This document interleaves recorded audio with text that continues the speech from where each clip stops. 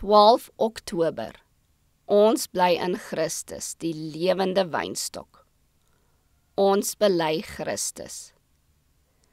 Elkeen dan wat my sal bely voor die mense, hom sal ek ook bely voor my Vader wat in die hemel is.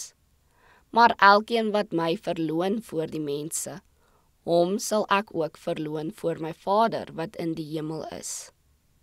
Matteus 10, vers 32 en 33. Bely ons Christus in ons daaglikse lewe? Bely ons hom met ons klere, deur ons eenvoudig en fatsoenlik te klee? Is ons versiering die van 'n sagmoedige en stille gees wat baie kosbaar is voor God? Probeer ons die meester se saak bevorder?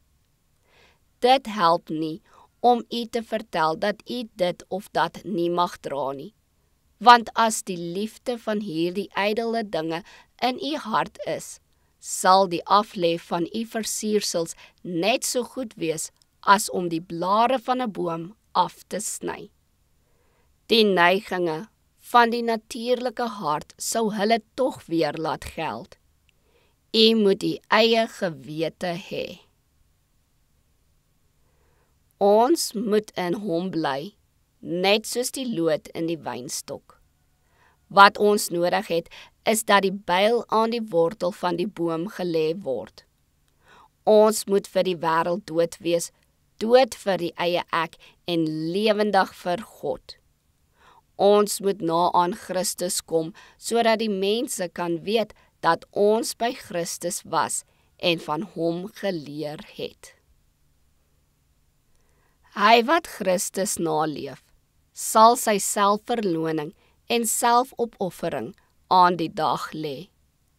Juist daar waar die gewete van die Bybelse Christen hom waarsku om hom te onthou, homself te verloon of halt te roep, net daar trap die wêreldling oor die streep om aan sy selfsugtige neiging vrye teels te gee.